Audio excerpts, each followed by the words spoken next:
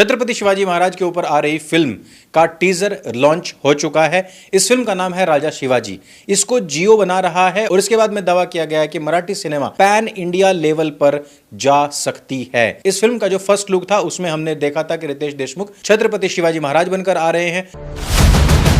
दूसरी तरफ इस फिल्म के अंदर हैं संजय दत्त और अभिषेक बच्चन। संभाजी शाहजी राजे भोसले। माना हमारे जहन में तुम हो, तुम्हारे जहन में क्या है सिवा? क्या ये टीजर अपनी हाइप के सारे वादे पूरा करता है या सिर्फ ये एक दिखावा है? और एंड में हिस्ट्री की असली कहानी भी मैं आपको बताऊंगा। साथ ही साथ हमें इस पर भी बात करनी चाहिए कि जब से छावा मूवी आई है उसके बाद से इस तरीके की फिल्में बनाने वाले जितने भी फिल्म मेकर्स थे, एक तो उनका हौसला खुला है, दूसरा इस तरीके की कहानियों के ऊपर और अच्छे तरीके से काम होना शुरू हो जाएगा। जिस तरीके की कमियां उस फिल्म के अंदर रह गई थी उनको पूरा करने का काम भी किया जाएगा। हमने उस फिल्म की भी समीक्षा की थी और सबसे ज्यादा समीक्षा हुई थी ए.आर. रहमान का जो घटिया म्यूजिक पूरी की पूरी फिल्म के पेस को बिगाड़ रहा था। अब देखना यह होगा कि इस फिल्म के साथ में क्या क्या एक्सपेरिमेंट किए गए हैं। अगर हम इस टीजर के फर्स्ट इंप्रेशन की बात करें तो भाई सच में बिल्कुल धमाकेदार है।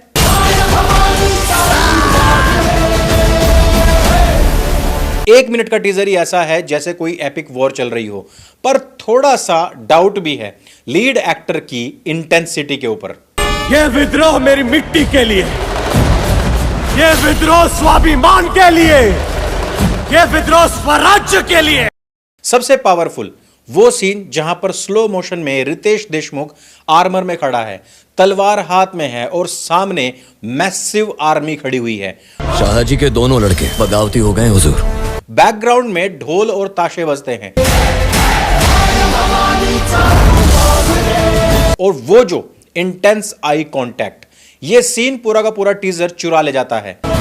बिल्कुल तानाजी वाली वाइब देता है लेकिन नए स्केल पर अब आते हैं इसके डायलॉग्स पर। भाई डायलॉग भी दमदार हैं, एक से बढ़कर एक हैं। टीजर की शुरुआत ही संजय दत्त के डायलॉग के साथ में होती है कि नाम के आगे राजा लगा लेने से कोई राजा नहीं बनता।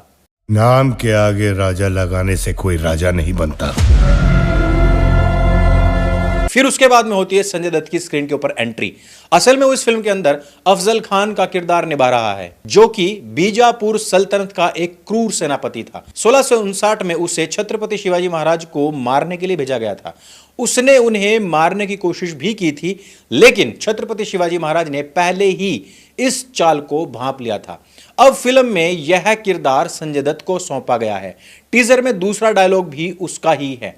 कहता है कि मराठाओं के मुकद्दर में या तो मौत लिखी हुई है या फिर गुलामी। मराठाओं के मुकद्दर में या तो मौत लिखी है या फिर गुलामी। टीजर हिंदी में तो है ही लेकिन कहीं कहीं पर मराठी के भी डायलॉग देखने को मिल जाते हैं। आजपासून आपल्या मातीत आपला झेंडा असेल, या मातीत आम्ही फक्त भगवा नाही विद्रोह रोवलाय। और अगर बैकग्राउंड म्यूजिक की बात करें तो काफी इंपैक्ट डालता हुआ नजर आता है इस टीजर के अंदर।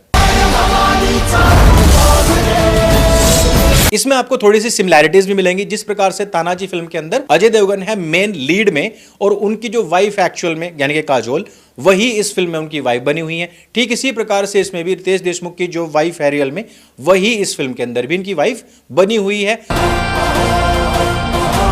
आपके हाथों जल्द से जल्द इस मिट्टी को स्वराज्य मिले। और मराठी फिल्म में आप कहीं पर भी देख लीजिए और उस कालखंड की देख लीजिए तो सबकी ड्रेसिंग, सबका जो कॉस्ट्यूम्स है, वो जो आभूषण है, वो जो उस समय का रहन सहन है, वो तो आपको सिमिलर ही मिलेगा। यहां पर लेकिन देखना यह होगा कि इस फिल्म के अंदर औरंगजेब आता है अथवा नहीं, क्योंकि छावा के अंदर जो अक्षय खन्ना ने औरंगजेब बन के वाहवाही लूटी थी, जिस प्रकार से उसने अन्य जितने भी एक्टर्स थे उनके टाइम के ऊपर उसका एक छोटा सा कैमियो ही भारी पड़ गया था। जिस प्रकार से धुरंधर 1 में भी उसने जो रोल अदा किया है, भले ही वो बहुत छोटा है लेकिन बहुत जबरदस्त है, तो वो जिस प्रकार से छावा को एक नई ऊंचाइयों तक ले जाता है, क्या राजा शिवाजी के अंदर भी इस प्रकार का कोई रोल होगा? अगर केवल संजय दत्त की बात की जाए तो देखो संजय दत्त का अपना एक ऑरा है, अपना एक जॉनरा है, वो उससे कभी बाहर नहीं निकल पाते हैं। जिस तरीके के रोल उनको दिए जा रहे हैं वो रोल खुद ही संजय दत्त के अंदर फिट बैठ जाए तो बैठ जाए। संजय दत्त अपने रोल के अंदर जाकर के फिट बैठने वाला नहीं है। और ये बात आप किसी भी फिल्म के अंदर ले लीजिए जिसमें कि वो एक विलेन बने हुए हैं। अगर हम म्यूजिक की बात करें तो हाँ भाई, जितना टीजर हमने देखा है उसमें वो कॉम्बिनेशन अच्छा लग रहा है। ढोल ताशे की जो आवाजें हैं, मराठा साम्राज्य की जो गूंज है, वो उसे हर फ्रेम के अंदर पावरफुल बनाती है। राजा शिवाजी का टीजर वैसे तो दमदार है और फैंस उसकी तारीफ भी कर रहे हैं, पर बहुत से यूजर्स को इसमें छावा वाला फील महसूस नहीं हो रहा है या तानाजी वाला फील महसूस नहीं हो पा रहा है। कुछ को शिवाजी महाराज के किरदार में रितेश देशमुख, उसमें दम नहीं लग रहा है। एक यूजर लिखता है कि यार रितेश जस्टिफाई नहीं कर पा रहा है परफॉर्मेंस को, कहां छावा है और कहां इतना एवरेज।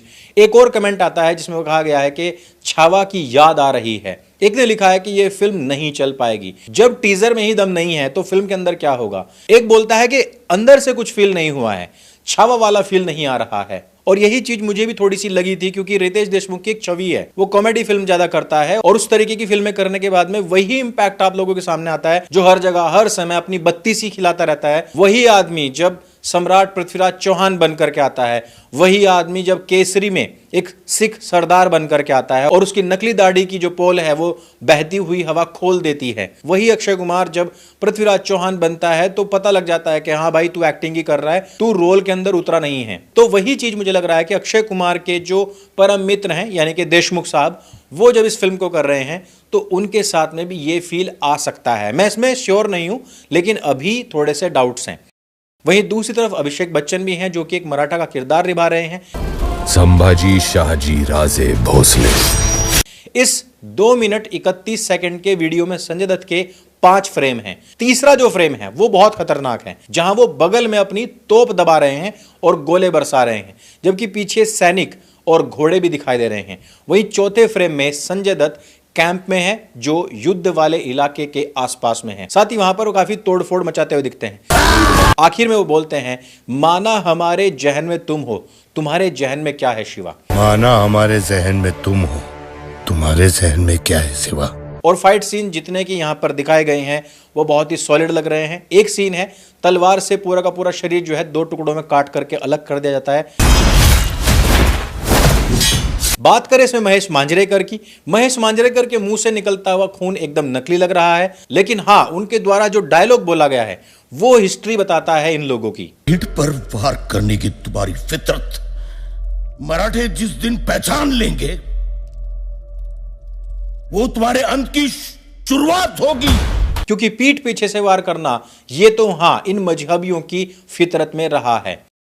अगर हम बात करें VFX की तो वो मुझे ठीक ठाक ही लगा है, लेकिन छावा के मुकाबले टीजर उतना दमदार नहीं है। और मेन जो इस फिल्म का किरदार है रितेश देशमुख, उसके चेहरे पर वो एंगर, वो इमोशन नहीं आ पा रहा है, जैसा आप सब ने देख लिया होगा इस टीजर में भी। क्योंकि कोशिश की जा रही है बार बार जिस प्रकार से छत्रपति संभाजी महाराज के ऊपर फिल्म आई थी उसी प्रकार से विकी कौशल की तरह चीखना, चिल्लाना और एंगर में आ जाना, वो चीजें सब दोहराने का प्रयास तो कर रहे हैं, लेकिन बाकी सब चीजें फिल्म देखने के बाद पता लगेगी।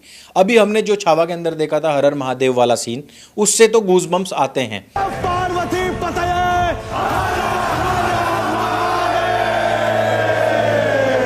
और जब हम वो फिल्म थिएटर के अंदर देख रहे थे ना तो लोगों के रोंगटे खड़े हो रहे थे और लोग उनके साथ साथ बोल रहे थे।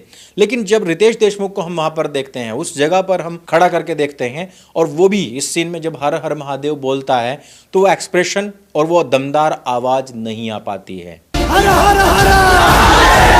बाकी तो फिल्म को देख करके पता लगेगा भाई कि भाई उन्होंने कैसी एक्टिंग करी है, कैसा VFX है, कैसी स्टोरी लाइन है और कितना जबरदस्त उसका स्क्रीन प्ले है, कितना वो रियलिटी के आसपास में है, या फिर यहां पर भी तानाजी की तरह एक जालीदार टोपी वाला कैरेक्टर बीच में आ जाएगा, घुसेड़ दिया जाएगा और वो कहेगा कि हिंदू मुस्लिम एकता जिंदाबाद, छत्रपति शिवाजी महाराज की छवि बनाने की उस प्रकार की कोशिश की जाए।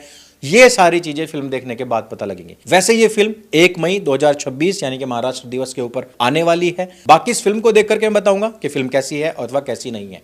ये टीजर है या ट्रेलर है, क्योंकि 2.5 मिनट के आसपास का, इतने में तो ट्रेलर आ जाता है। इसको देख करके आपको कैसा लगा, आपके क्या व्यूज हैं, आपका क्या ओपिनियन है, वो हमें नीचे कमेंट करके अवश्य बताइएगा। इस वीडियो में सिर्फ इतना ही। वीडियो अच्छी लगती है, जानकारी से भरपूर लगती है, इसको सबके साथ में शेयर अवश्य कीजिएगा। सत्य सनातन आपका अपना प्लेटफॉर्म है, इसको स्वयं भी सब्सक्राइब करें, अपने मित्रों से भी करवाएं। मेरे संग बोले सत्य सनातन वैदिक धर्म की जय। जय हिंद, वंदे मातरम, हर हर महादेव।